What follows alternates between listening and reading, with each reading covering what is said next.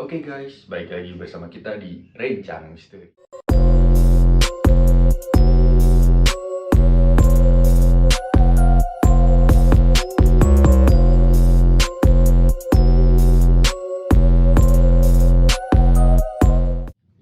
Oke guys, di sini saya bersama Kang Dwiki. Mungkin kalian udah kenal juga sama saya. Saya Rena Permana, dan di sini ada rekan saya Kang Dwiki Akbar Gunawan.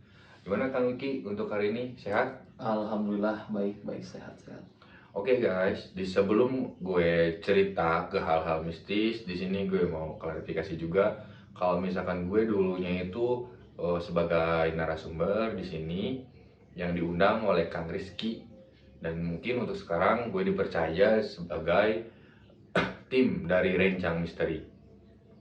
Di sini gue nggak sendiri sih, gue sama Kang Dwiki juga, ada si Kang Pisal juga. Kita udah jadi tim di Rencang Misteri ini. Untuk sekarang sih kita mau sharing-sharing aja sih ya Kang ya. Sharing Sharing kalau misalkan cerita-cerita kayak misalkan hal-hal mistis yang gue atau saya alamin sama Kang Wiki alamin. Mungkin buat sekarang sih Kang Wiki dulu sih ya. Ya. Kalau sekarang emang ada cerita apa nih Kang yang buat para penonton ini penasaran dengan cerita-cerita kita ini?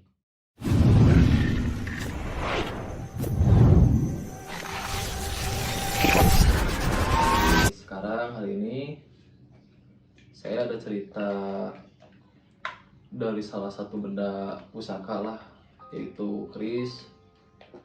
Tapi ceritanya bakalan menarik soalnya dari awal sampai si keris ini, benda ini ada di ayah saya, ada di saya, ya ceritanya sangat menarik. Untuk si benda ini tuh berarti benda pusaka warisan ya? Ya warisan, turun temurun lah. Turun temurun. Tapi waktu kemarin sih saya sempat lihat juga ya, kalian mungkin udah pernah nonton juga, banyak sekali benda pusaka yang menurut saya sih Kang Dwiki itu punya banyak gitu. Mungkin sekarang mau diceritain semua atau keris doang nih Kang? Kalau untuk sekarang mungkin keris dulu, soalnya pasti ceritanya bakal panjang. Iya, bakal panjang.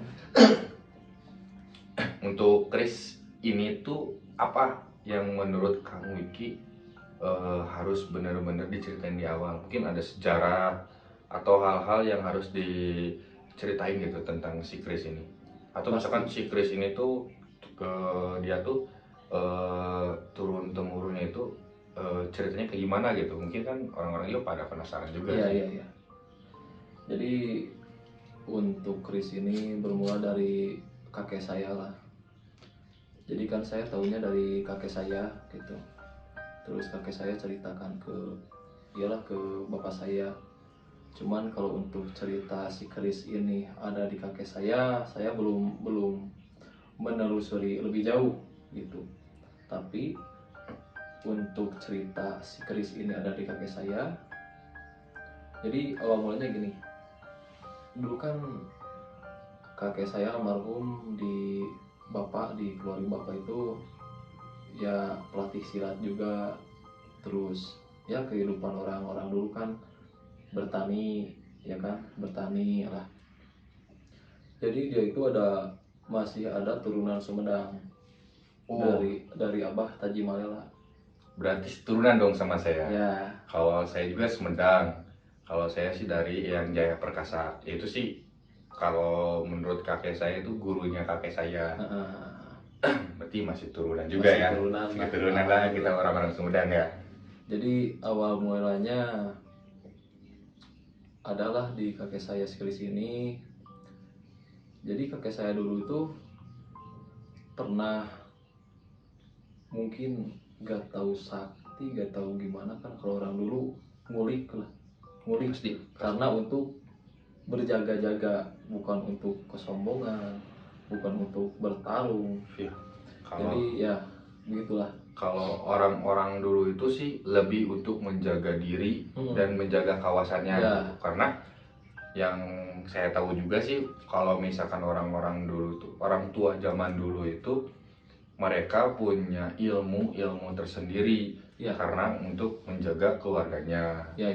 keluarganya, terus lingkungannya, desanya, karena mungkin ada suatu hal yang buat ya kalau misalkan dulu kan negara kita dijajah ya, Iya, dijajah dijajah sama sama Belanda, Belanda, sama Jepang. Nah, orang-orang tua zaman dulu itu dia tuh makanya bisa bertahan tuh karena mempunyai ilmu yang di luar logika lah kalau Iya. misalkan zaman sekarang tuh. Ya jadi kalau dulu kan dijajah sama Belanda, sama Jepang gitu kan. Terus setelah penjajahan itu berakhir, ya mungkin ilmu itu masih digunakan untuk ya hal-hal jaga diri dari kejahatan gitu kan. Nah, emang cuman zaman sekarang itu ilmu-ilmu yang ada di zaman dulu itu dijadiin hal-hal yang negatif. Iya, negatif. Contoh-contoh kayak ya cerita gue kemarin, Tawuran. tawuran pakai isi, Nah. misalkan kayak gitu. Terus juga misalkan kayak Buat ke cewek. nah buat ke cewek juga. Jadi ya ke hal-hal yang negatif sih Iya. kalau menurut saya pribadi sih ya. Tapi kalau misalkan saya ngedengar cerita dari orang tua zaman dulu, kayak misalkan pusaka hal-hal yang kayak gitu itu dia tuh buat ngejaga dirinya sendiri, Iya. keluarga, dan kalau bisa masyarakat. Iya gitu. Jadi awalnya itu ini tuh kan harusnya ayah saya yang cerita kan. Tapi ayah saya itu kan, bapak saya itu anti kamera orangnya kan. Anti kamera, jadi dia cerita ke saya, terus nanti saya ceritain lagi ke orang-orang gitu biar pada tahu. Ya sih intinya sih orang-orang harus tahu juga Ya, gitu tentang hal mistis sejarah itu, lah, sejarah. mistis sejarah. Jadi hal-hal yang menurut orang-orang tuh kita nyeritain hal misteri ini tuh kan Dianggapnya apaan gitu kan, mungkin ya mereka belum tahu gitu kan ya, karena belum pernah ngerasain. nah itu. Gitu kan. Terus juga kan kita nyerita ini juga kita sambil menggali sejarah tentang kesundaan, tentang Ya. Sunda juga gitu kan. Ya mungkin ini kalau misalkan kita buka sejarah yang lebih luas dari kesundaan itu, ya mungkin suatu saat kita bisa cerita itu juga gitu ya. Ya, insya Allah lah. Cuma untuk sekarang ya kita cerita tentang pengalaman Pengalaman keluarga lah, pribadi. pribadi dulu kita yang kita alamin. Terus yang ya kayak tadi Kang Wiki mau ceritain tentang keris, dan si keris itu warisan turun temurun ya, mungkin dari kakek, mungkin Ya. dari buyut, lah. bau atau dari bau ke buyut, terus nyambung terus sampai Kang Wiki sekarang ya. Ya. Itu jujur kalau menurut saya pribadi si hal itu tuh sangat langka di zaman sekarang. Soalnya si barang masih ada gitu kan, gak sampai hilang gitu. Ya jadi kalau dulu itu gini kan Dela, kakek saya jadi naik ke pohon apa gitu kan, gak tahu pohon apalah, naik pokoknya. Jadi ada kabel si tegangan listriknya gede gitu, terus jatuhlah dari pohon itu, dia megang kabel kesetrum parah. Ayah saya lagi bawa, siap-siap buat nangkap lah gitu. Kan orang-orang udah pada kaget kan, soalnya kan listrik tegangan tinggi terus kebakar kan. Iyalah, si kakeknya kebakar. udah iyalah, tutung lah. Tutung kalau tutung gosong ya, gosong lah. Nah pas ayah saya tangkap dari bawah, jadi si kakek itu almarhum kakek saya gak apa-apa, cuman si kulitnya jadi ngelepuh, melupas. Si baju pas ditarik itu udah hancur, bubuk kayak berarti ya. Cuman sadar gitu, dia sadar biasa, cuman kulit melepuh gitu, kayak ganti kulit lah. Tapi ya biasa gitu, kalau orang-orang ya di luar logika gitu kan, kesetrum tegangan tinggi jatuh ke bawah udah mati lah gitu, udah ilahi. Iya, orang kalau misalkan zaman sekarang gitu ya, zaman sekarang orang-orang nggak percaya ke hal-hal yang gitu, kena tegangan listrik yang tinggi gitu kan, yang ada di rumah kan, yang ada di rumah aja bisa jadi mati kan gitu. Jadi mati ya. Contoh sih sempet gue pernah lihat di suatu berita, ada yang ngecas tuh Yeah. yang ngecas si kabel casannya itu kelupas dan dia kesetrum pas lagi tidur, dan pas bangun mungkin udah beda alam. Yeah. Nah Nah itu sih contoh kecilnya gitu ya. Ya. Kalau misalkan zaman Jadi- dulu sih beda lagi sih, gue percaya kalau Ya. zaman dulu Di luar logika lah. luar Nah, logika soalnya, orang-orang tua zaman dulu.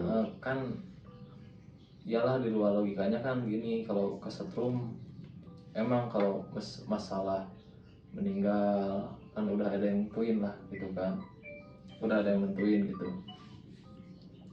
Jadi kalau masalah dulu ya ada yang ada kesetrum, ada musibah kayak kakek saya itu kan udah di luar logika gitu kan. Kalau masalah meninggal emang Tuhan yang nentuin gitu. Cuman ya mungkin Karomah bukan karomah ya, masih di masih tayungan ya, di tayungan lah gitu. Kalau kata bahasa Sunda nama nya masih kena di tayungan ku Gusti Allah gitu. Masih kena dipikanya lah. Nah itu. Tapi saya juga mau cerita nih kan tentang cerita kakeknya Kang Dwi tadi kesetrum. Ya. Nah kalau misalkan cerita tentang kakek saya pribadi ya, sama-sama orang Sumedang juga. Iya, iya. Dulu tuh sempat kakek saya itu jatuh. Jadi kan kalau di Sumedang itu posisi rumahnya itu ada gawir. Ada gawir, jadi kayak jurang tapi kecil gitu kan. Iya. Cuman berapa meter, 2 meter atau 1,5 meter gitu kan. Ya pas posisi rumah kakek saya itu di atas dan si gawirnya itu adalah sekitar 2,5 meter ke bawahnya. Cukup tinggi ya. Ya lumayan tinggi. Kalau dari kata Sundanya mah sesuhunaneun. Ceritanya kayak gitu. Jadi pas kakek saya tuh kan nenek saya tuh lagi ke sawah. Nah kakek saya itu lagi mau ngejemur baju. Ya. Pas dia mau ngejemur baju, kalau bahasa Sunda nama tisreule. Pleset. Nah, kepleset jatuhlah dari atas rumah ke gawir itu, ke bawah itu jatuh. Dan pas jatuh ke bawah itu ada batu yang segede helm. Segede helm itu ngikutin.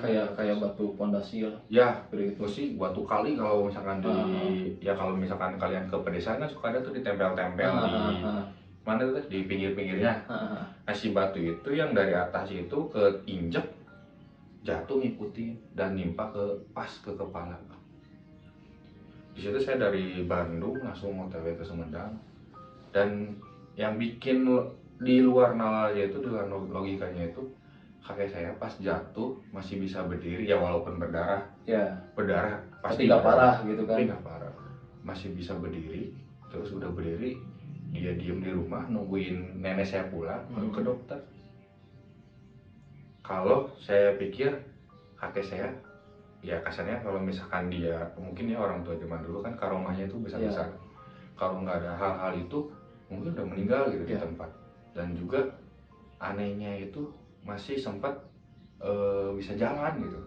Kalau orang udah geger otak, lo kamu pikir aja ya, misalkan batu segede helm kena kepala dan dengan jarak 2 meter. Iya. Jangankan 2 meter gitu kan, 1 meter aja kan kalau batu kan berat gitu. Iya. Segede helm kan wah udah parah gitu. Makanya saya percaya kalau misalkan kakeknya Kang Diki kesetrum tapi masih baik-baik aja. Sedangkan saya juga punya cerita dengan hal yang sama. Dan kalau menurut orang-orang biasa itu apa sih namanya tuh, hal-hal yang kayak gitu tuh nggak masuk akal. Iya. Cuman saya dan keluarga pribadi saya sih nyaksiin dia langsung gitu kan. Mungkin kata orang lain ya garis besarnya kebetulan, mungkin itu kebetulan lah gitu kan, tapi kebetulannya nggak berlogika gitu. Dan saya pun tahu ceritanya itu dari kakek saya sendiri. Jadi pas dia jatuh si kakek bilang katinggangku batu mah pas batunya mana gitu. Pas ditunjukin batuna nu mana sambil bisa nunjukin ke batunya tuh batuna nu itu cina pat kayu mau ke cai pangbanjurkeun kana batuna cenah. Iya. Dasarna nama syarat lah buat syarat ya. Tapi dia sendiri yang bilang semua anaknya pada apa ya? Pada bengong. Pasti bengong, soalnya kan ya dipikir 2 kali kan, ketimpa batu segede itu udah parah lah gitu kan.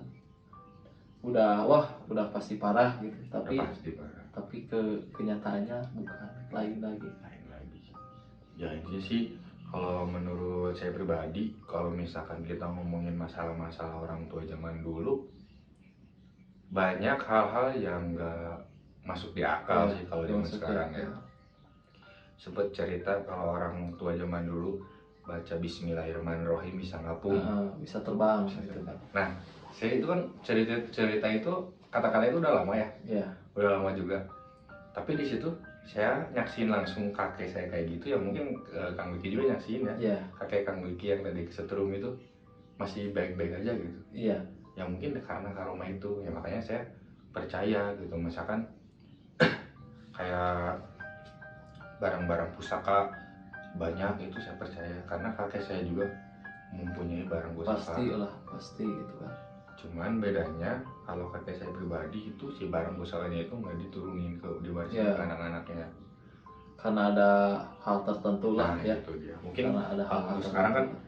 Kang Wiki itu merasakan warisan dari leluhur Kang Iya. Wiki gitu. Nah mungkin dari Chris yang kan Kang Wiki yang mau ceritain sekarang itu sebagai bukti dan tanda bahwa karomah Iya. kakeknya Kang Dwiki itu masih ada buktinya gitu. Iya. Enggak apa ya, kalau misalkan orang-orang tuh nggak ucapnya gitu. Kamu sih kalau misalkan kata orang Sunda mah eh, gede bohong, gede wadul gitu kan. Banyak Tapi sih ini mah, kayak gitu ya. ini mah ya alhamdulillah. Jadi untuk apa yang turun temurun dari atas ya, dari leluhur saya simpan lah gitu. Jadi sampai sekarang masih ada gitu buktinya. Jadi si bukti barang masih ada gitu kan. Ini di depan udah ada, nanti saya buka lah. Untuk cerita yang tadi, jadi ya begitulah, kakek saya baik-baik aja gitu kan, sampai sampai biasa lah gitu. Jadi udah melepuh ya, normal gitu, nggak ada kelainan apa, ada penyakit apa, nggak, cuman melepuh kayak ular ganti kulit.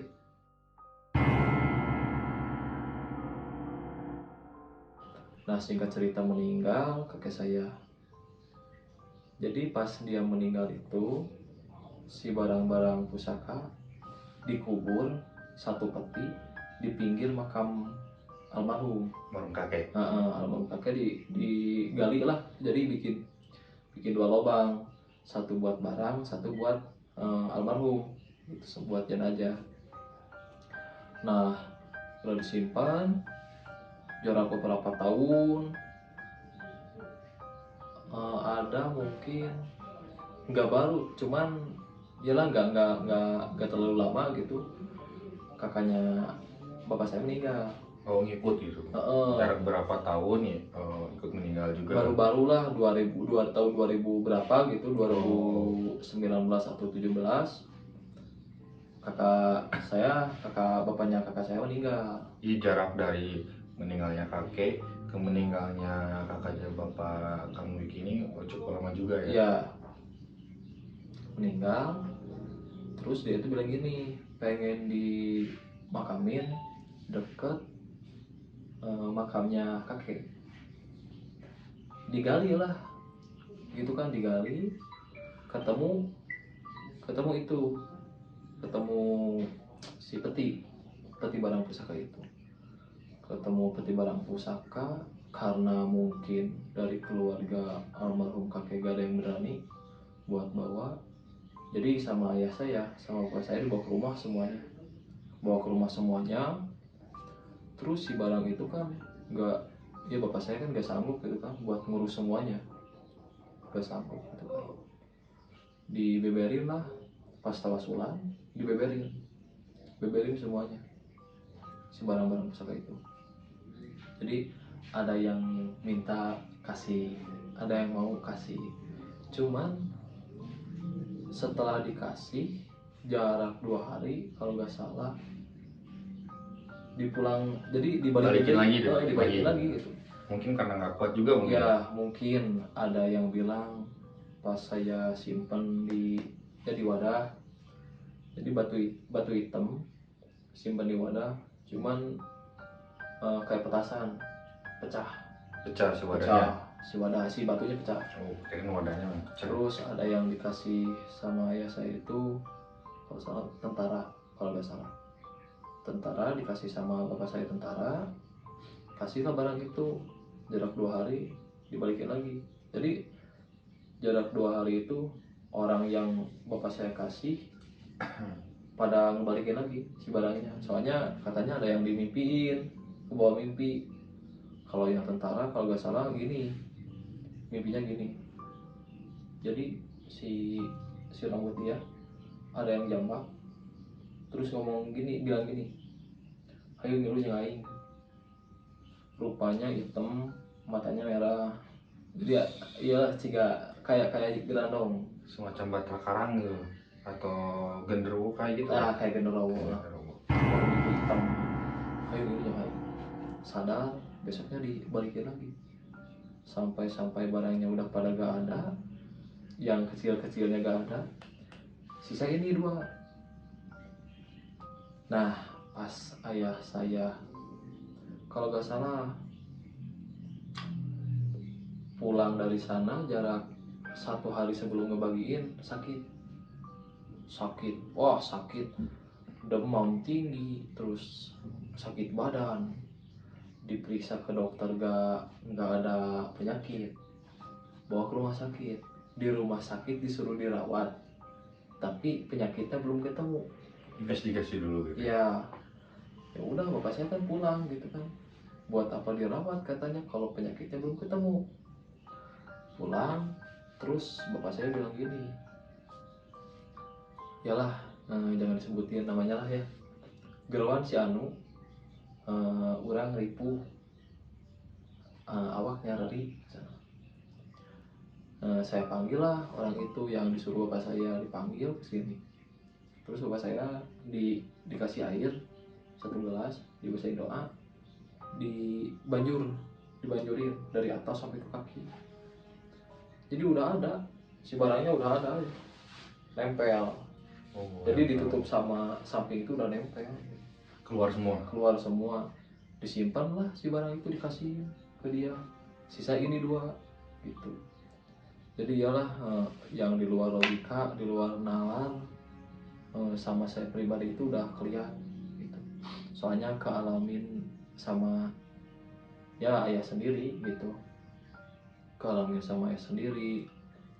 Terus ya sampai sekarang keris ini ada gitu kan, buktinya ada, wujudnya ada. Ya kalau masalah barang-barang, hal benda pusaka, kita mah cukup, kalau bahasa Sundanya mah mumusti lah, sanes mi gusti gitu. Jadi merawat, kita harus merawat barang-barang gitu. Jadi ya ini nih barangnya, Guys, lihat barangnya. ini. Oh iya, ini kelihatannya dari karatnya udah cukup lama juga sih. Ini dari zaman apa ini? Wah, udah lama banget ya. Kalau masalah zaman mungkin belum pada lahir.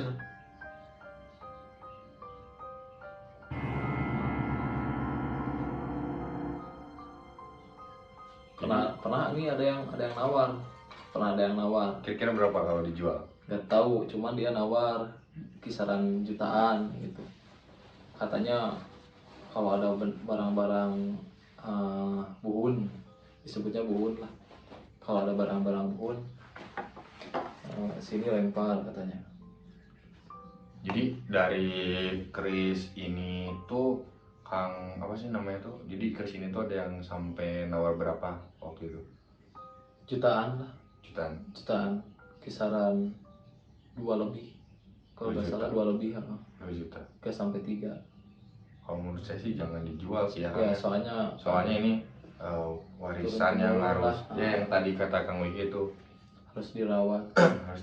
harus dijaga. Walaupun ya kita juga sih nggak tahu ya ini di dalamnya ada atau enggak. Tapi walau alam bisawab, yang penting balik lagi ke kata-kata yang tadi. Intinya sih kita harus mumusti tapi jangan ngapi gusti. Jadi menjaga itu kan garis besarnya gini, besi sekarang sama besi dulu kan beda gitu. Kalau besi sekarang kan ditempa dikit juga, ditempa dikit ya jelek lah gitu. Kalau berkarat udah bolong. Kalau zaman dulu kan beda gitu si besinya. Jadi kalau besi zaman dulu sampai sekarang kan masih masih gini gitu, masih berbentuk. Udah beberapa tahun, udah puluhan tahun tapi masih berbentuk gitu. Yang harusnya garis besarnya merawat itu gitu. Jadi biar si besi ini dari zaman dulu sampai sekarang masih terbentuk gitu, bukan karena harus dijaga wah pakai wewangian. Jadi kalau itu mah syarat lah, kalau ini pengen wangi ya kasih wewangian gitu. Kalau misalkan ini nih ya Kang, kalau zaman sekarang tuh kan kayak misalkan kita punya kayak gini, punya keris, Ya. punya hal-hal yang lain kayak barang-barang yang tadi, orang-orang kan nganggapnya tuh sebagai dukun gitu ya. Ya. Dukun. Padahal kan nggak semua orang apa, nggak semua orang yang punya barang pusaka itu dukun gitu kan. Kolektor lebih banyak. Lebih banyak juga. Berarti kalau yang punya kayak gini disebut dukun, kolektor lebih dukun gitu. Cuma yang intinya sih kalau bagi saya, kalau misalkan emang diwariskan barang pusaka ini harus dijaga karena kenapa, ini itu barang Dari yang dulu sangat berharga bagi orang tua kita zaman dulu. Ya mungkin si keris ini ya kita nggak tahu sih si keris ini udah dipakai buat ngejaga keluarga kita. Ya kalau misalkan kita kakek buyut kita nggak hidup, mungkin kita nggak bakal ada di sini gitu kan. Nah itu benar. Nggak bakal ada di dunia ini gitu kan. Mungkin ya ada cerita lah di balik Nah. barang gitu, ada cerita di balik barang. Jadi jangan sampai hal-hal yang berbau-bau mistis itu kita sampai Menduakan sampai muji-muji gitu kan intinya mah. Jadi Kita wajib tahu ya, wajib tahu misalkan sejarah keris ini, sejarah barang-barang yang lain kita wajib tahu karena pengetahuan kita menambah bisa wawasan, wawasan terus hal-hal yang tadinya kita nggak tahu jadi tahu juga gitu kan. Mungkin bagi saya sih untuk Kang Wiki ya kalau misalkan memang ada warisan kayak gini dijaga baik-baik ya. Sampai mungkin nanti sampai anak Kang Wiki atau Ya. cucu Kang Wiki juga tahu. Ya, intinya sih biar mereka tahu gitu kan kalau di Indonesia itu banyak macam ragam hal-hal kayak kujang. Mungkin kalian bisa lihat ya di atas ini ada kujang juga, sama ada keris, ada kalau di Kalimantan tuh mandau. Jadi ya kalau anak-anak sekarang makan pada gengsi lah, gengsinya pada tinggi gitu. Kalau saya pribadi mah masalah ginian ya mengesampingkan lah. Jadi kalau modern ya kita ikut, kalau masalah gini jangan ditinggalin gitu. Masalah jadi hal-hal intinya bun. kalau misalkan masalah kayak gini sih kita harus nggak mau mulai. Walaupun ada hal-hal mistis yang berbau-bau mistisnya, ya itu sih kita wajib tahu gitu kan. Kalau misalkan kita nggak tahu ya kita juga mungkin bakalan ngelakuin hal yang salah. Kayak misalkan si keris ini kita jadiin alat buat apa sih namanya itu, buat ngejago lah kasarnya. Iya. Kayak misalkan dia orang boga keris, orang boga alat dinu lain, kalau Sundanya mah buat ngejago, buat jadi jawara. Ada sih kayak gitu juga. Cerita keris itu kan banyak ya Kang Dena. Keris nangtung. Bahkan Malaysia juga kan keris. Malaysia juga kan keris, punya keris. Kita juga punya gitu. Makanya keris asli yang dibikin di Indonesia itu kalau sebisa mungkin ya jangan sampai hilang, musnah lah. Punah. Gitu, punah. Sampai punah. Jadi jaga, rawat. Untuk ceritanya si warisan ini tuh, jadi yang tadi ya Kang ya, si keris ini tuh terkubur bersama almarhum kakeknya Kang Wiki dan ditemukan oleh keluarga juga, terus dirawat sampai sekarang. Yeah. Nah ini sih warisan yang paling berarti ketimbang nominal. Yeah. Soalnya yang menurut saya sih kalau misalkan nominal kayak uang atau hal yang kayak gitu bisa habis. Bisa dicari lah. Bisa dicari juga kan, kita juga bisa nyari. Cuman kalau hal-hal yang kayak gini kita kan nggak tahu nih sejarahnya kayak gimana. Ya ibarat misal kita hidup di zaman dulu, kita punya barang, pasti kan kita pengen sampai ini ke 7 turunan lah. Iya. Itu sampai ada 7 turunan masih ada gitu, masih langsung dilanjut lagi sama 7 turunan gitu kan. Itu ibarat itulah kebanggaan. Karena ya mungkin saya juga bangga sebagai anak Indonesia juga sih ya, anak Sunda, asli dari Sunda. Masih ada orang yang bisa yang diwarisin barang-barang pusaka kayak gini, soalnya udah jarang juga gitu kan. Ya. Kayak misalkan anak-anak sekarang sih mainnya gadget Ya. kayak misalkan kayak ke hal-hal yang lebih modern lah. Tapi kan kalau misalkan anak-anak zaman sekarang tahu tentang sejarah orang tua zaman dulu, mungkin mereka juga bisa lebih menghargai Ya. bahwa zaman dulu tuh orang tua kita itu lebih susah daripada kita sekarang. Jadi sekarang ya, kita yang menikmatinya. Kalau anak zaman sekarang kan ibarat gini, kalau ada Singa Depok atau Kuda Lumping kan orang-orang zaman sekarang lihatnya apalah gitu kan, papanasan ya. Jadi gak ada guna lah lihatnya kayak gitu, tapi kan beda gitu sama orang yang ya ke seninya Tinggi. aktif, tinggi, terus ke budayanya aktif, ikutan. Makanya pernah ada kabar yang saya dengar, jadi ada seni reak yang di Bandung Timur. Ini cerita seni reak yang di Bandung Timur itu tampil di Denmark, di negara Denmark gitu. Jadi ya suatu kebanggaan buat saya pribadi. Nama seni reaknya itu seni reak Abajuarta. Jadi dia itu anak-anak muda, cuman yang tidak terkikis oleh modern gitu. Jadi dia hal-hal zaman dulu kayak seni reak dilestarikan gitu kan, dan dimodernisasi mungkin ya. Ya gitu, bagus lah gitu. Jadi untuk saya pribadi sih senang sih kalau misalkan bongkar-bongkar kayak cerita-cerita ini. Tapi untuk hal-hal mistisnya apakah ada ceritanya gitu kan? Kayak hal-hal mistis dari Chris ini, mungkin kan kayak tadi kalau misalkan dari bapaknya Kang Wiki itu kan, si bapak itu sampai panas Ya, sampai meriang gitu kan, demam, sampai demam, sampai istilahnya memanggil orang yang bisa buat nyembuhin gitu kan. Nah mungkin kan untuk barang-barang yang banyak itu kan dia ambil dan sisanya dikasihin ke bapaknya Kang Dwiki. Ya. Nah mungkin ada nggak hal cerita mistis untuk kenapa si Chris ini dikasihin ke bapak Kang Dwiki gitu, sedangkan yang lain diambil? Apakah ada apa sih hal-hal yang madorot untuk keluarga Kang Dwiki atau misalkan jadi ya kayak pantrangan, atau misalkan ini mah bukan buat keluarga Kang Dwiki tapi ini yang buat keluarga Kang Dwiki. Oke, jadi kalau Chris ini mah udah gimana ya bilangnya, kalau dibilang udah keikat gitu sama ayah saya, sama bapak saya, udah keikat lah gitu. Jadi udah gak bisa dikasih sama siapa-siapa gitu, kecuali ke keluarga sendiri gitu. Apa ada namanya nih buat Chris ini, itu namanya belum tahu, dan kalau mungkin jika ada namanya pasti kegali lah, nanti kegali sendiri gitu sama bapak saya atau saya sendiri lah, insya Allah gitu.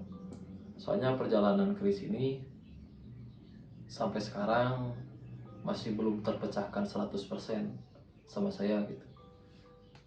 Ya yang saya tahu nih, Chris udah ada turun-temurun dari sebelum kakek saya. Jadi udah dari buyut, dari sananya gitu.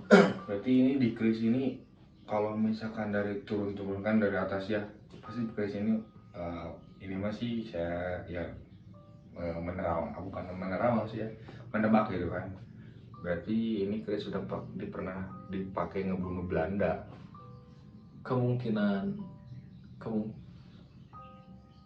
Kayaknya kemungkinan sih. Kalau ya misal, kita sih nggak tahu gitu kan ceritanya kayak gimana. Cuma kan ini ya, Chris warisan di tahun-tahun lama lah. Apakah ada kejadian janggal gitu, kayak misalkan si Chrisnya itu berdiri atau bergerak sendiri? Kalau berdiri enggak, kalau gerak ada gitu. Soalnya tadi pas saya pegang itu pundak saya lumayan agak berat juga gitu kan. Jadi kalau masalah Sampai ini jujur ya, kaki ini kesemut. jadi kalau masalah benda pusaka gitu kan, orang lain itu bilang gini, wah ini mah ya hodam, masalah masalah jin lah, jin penunggu atau istilahnya karupun gitu cicing di dia gitu. Jadi kalau mengesampingkan itu, besi besi zaman dulu itu menyimpan sebuah energi yang diberikan sama bumi gitu. Jadi misal kalau kalau kenapa nih di tempat kolektor, kalau keris dipajang, tombak dipajang di satu tempat, terus digabung semua ada berbagai macam pusaka.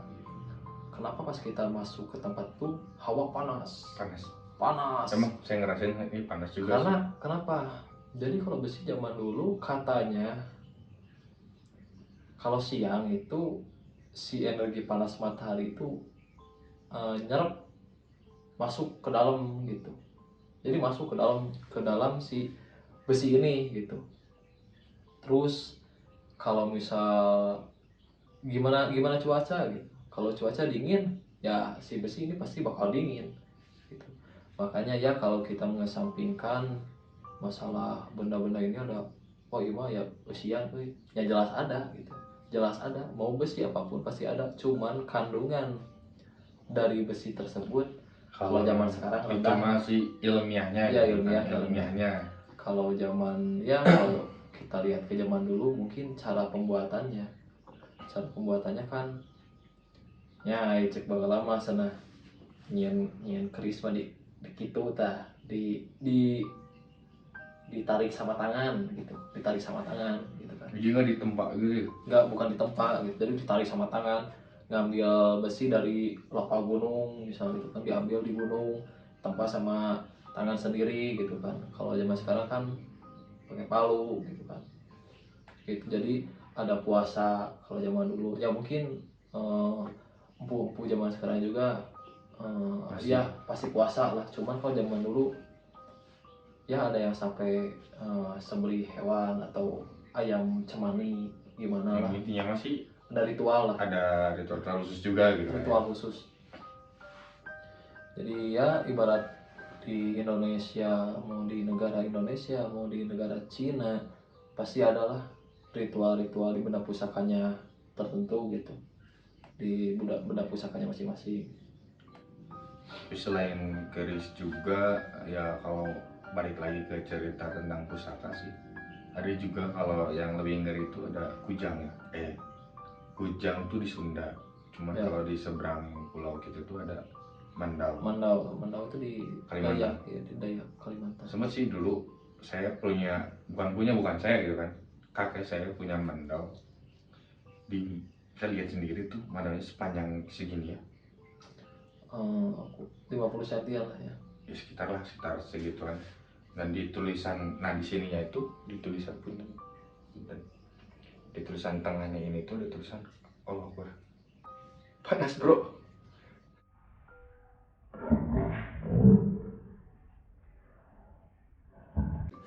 Ada tulisan Kalimantan. Oh, Nah ciri jujur khas lah. mungkin ada saudara saya ya, sama saya sih ya, waktu kecil kan Bang Badung juga gitu kan, di ini dipegang si tulisan Kalimantan itu, dipegang pas diginiin si jari itu keluar darah, bener-bener keluar darah. Panik lah saudara saya tuh, ya saya juga panik gitu kan Ya, saya manggil ke kakek saya, takut kegores, Kegores, ada racun gitu. ada racun ada apa gitu kan Siapa takutnya. tahu. Soalnya kan kalau pusaka atau kayak alat-alat kayak zaman dulu tuh pasti ada racun atau apa gitu kan. Pasti. Saya panggil lah kakek saya almarhum, bah iya panangan si Alan getian. Dengan saya lihat itu si tangan itu diambil terus dimasukin ke mulut kakek saya, Dijilat lah. dimasukin, nggak tahu dijilat atau nggak, cuma dimasukin. Pas dikeluarin nggak apa-apa, nggak ada bekas luka Ya. atau apa. itu sih yang bener-bener di luar logika ya. logika gitu. Saya zaman itu tuh waktu pas ya keluar SMP lah, SMP kelas 3 pas Ya. mulai saya menggali Belajar lah ya, awal-awal belajar tentang belajar. hal-hal yang berbau-bau mistis gitu kan, berbau-bau goib gitu kayak yang tadi itu. Makanya jujur Kang Dwiki itu dikasih warisan yang bisa dijaga sampai sekarang. Kalau saya pribadi sih, saya mau cerita juga karena saya nggak ada buktinya. Mungkin ya orang-orang beranggapan itu cerita fiktif atau apa gitu kan. Cuman ya saya pribadi, ya saya mengerti gitu kenapa kakek saya nggak menurunin barang-barang itu. Mungkin dibalik ya mungkin dari anak-anaknya atau saya sebagai cucunya itu belum ada apa ya, ada hal yang belum dia kasih atau enggak kitanya sendiri itu belum siap. Iya. Ada waktunya lah, pasti ada Ya, waktunya mungkin gitu. ada waktunya. Mungkin kan kayak tadi cerita Kang Luigi juga dari mulai keris dan barang-barang pustaka yang lainnya itu nggak diturunin secara langsung atau dibalikin secara langsung, tapi semenjak kematian kakaknya almarhum Iya. kakaknya dari bapaknya Kang Dwiki Jadi meninggal, tahu lah. jadi tahu dan kebongkar dan sampai sekarang itu bisa dimulai. Mungkin waktu pas kakek saya meninggal juga sih barangnya itu sempat ada di rumah ya, kayak misalkan kakek kan meninggal tuh tahun 2018, masih baru kan. Iya. Cuman yang saya ngeri itu umurnya itu udah 100 lebih. Ada bonusnya. Ada bonusnya udah lebih bonusnya juga gitu kan. Sebenarnya saya nggak percaya gitu kan, soalnya sebelum kakek meninggal itu ada hal-hal yang mungkin keluarga saya yang tahu gitu kan. Dan saya ngelihat barang pusakanya itu di rumah itu di bawah kasurnya itu banyak. Saya simpan lah ya. Banyak. Dan pas saya beres ngemakamin, beres apa, saya balik lagi mau lihat lagi, ya kasarnya kayak anak-anak sekarang lah, Penasaran lah, panas gitu kan. Aduh, orang buka pusaka aja bisa dipakai jeung ngajaga, bisa buat dipakai zaman dulu kan, zamannya kayak kita itu punya barang, punya apa, bisa buat ya kayak gue cerita di awal gitu kan, buat isim, buat tawuran, buat apa gitu kan, gue kan. Jadi pas di situ dicari, beres ngemakamin, dicari, barangnya hilang semua. Di luar inilah. Di luar logika. Sampai yang mandau itu hilang. Dan mungkin saya waktu itu cerita ke Wak, barang abah lelengitan. So, ya ketawa teh ayah encan waktuna jeung aya nu nepi boga soalna bisi jadi mata saurna bisi takut jadi masalah lah ya, takutnya jadi masalah kalau bahasa ini ya mah. Cuma kalau ya Wak bilangnya kayak gitu. Makanya dari situ pas Kang Dwiki bilang yuk kita cerita tentang pusaka, saya apa namanya, punya cerita juga, cerita yang sama gitu kan. Cuman ya kalau Kang Dwiki itu si pure buktinya itu ada di depan saya, kalau saya buktinya itu gak ada karena ya ceritanya yang tadi mungkin saya pribadi juga belum siap buat menerima itu semua. Cuman ya apa sih, untuk ilmu yang saya dapat dari kakek saya, alhamdulillah saya bisa terimain. Dan ya balik lagi kata yang tadi Kang Dwiki itu benar. Jadi kalau misalkan kita punya barang atau punya apa, kita wajib mengumusti, tapi nggak wajib buat Gusti. Soalnya balik lagi karena Gusti atau Tuhan, ya bagi saya Islam itu Allah Subhanahu wa Ta'ala itu tidak ada duanya, cuma satu. Nah, ketakutan mungkin dari kakek saya itu takut jadi musyrik, takut belum bisa bawa lah ya, takut belum bisa bawanya. Terus namanya hal mistis berbau-bau dengan syaitan atau jin yang terus ngeganggu kita. buat ikut mereka. Nah, takutnya kakek atau orang tua zaman dulu kita ke bawah. Nah, kita ke bawah. Jadi bukan kita yang bisa ngebawa barang, tapi kita malah dibawa sama barang itu. Ya sih kayak gitu. Makanya yang tadi cerita Kang Dwiki yang orang-orang kayak tentara kayak itu dikasih barang terus dibalikin lagi sampai ada yang mimpi ditarik sampai bilang apa tadi? Ya, jadi hayu yang ngirunya aing. Nah, sampai bilang kayak gitu mungkin karena itu sih yang aku pikir sekarang gitu. Makanya nggak terlalu nggak terlalu ngarep juga gitu kan, cuman seenggaknya udah pernah lihat dan tahu juga gitu bahwa kakek atau uyut-uyut zaman dulu juga punya pusaka yang Kang Wiki punya sekarang gitu. Mungkin di luar sana juga banyak lah, kayak di Sumedang kan ada tokoh, sebuah tokoh sepuh lah yang ya saya juga pengen main lah ke sana gitu, silaturahmi ke namanya Waidu Dorahman di Sumedang. Ya saya tahu tuh kalau tentang Waidu itu di situ sama juga tempat di pusaka banyak. Dan itu pure pusaka di situ. Kalau misalkan kita bawa kamera atau apa juga kelihatan gitu bergerak semua. Ya itulah karomah orang-orang zaman dulu ya, yang mungkin zaman sekarang susah buat nyari karomah zaman dulu. Jadi oke, untuk cerita sekarang cukup sekian dari saya. Mungkin nanti ada cerita dari part 2 nya ya. Mungkin ada bukan tentang keris aja sih yang bakal kita bongkar, ada cerita-cerita selanjutnya. Mungkin untuk itu masih banyak lah cerita. Saya pribadi minta tolong subscribe, like, and nyalakan lonceng agar kita di sini bisa terus bersilaturahmi dengan subscriber kita, sama bisa menyediakan video-video atau konten-konten yang berbau mistis, tetapi kita juga kedepannya akan menggali belajar bersama dan menggali sebuah sejarah yang nantinya berguna buat kita bareng-bareng. Ya, jadi intinya mohon maaf jika ada kesalahan kata, terus ya bukan untuk sok tahu lah perihal mistis atau goib, cuman ya karena pengalaman pribadi kita masing-masing kan ada gitu.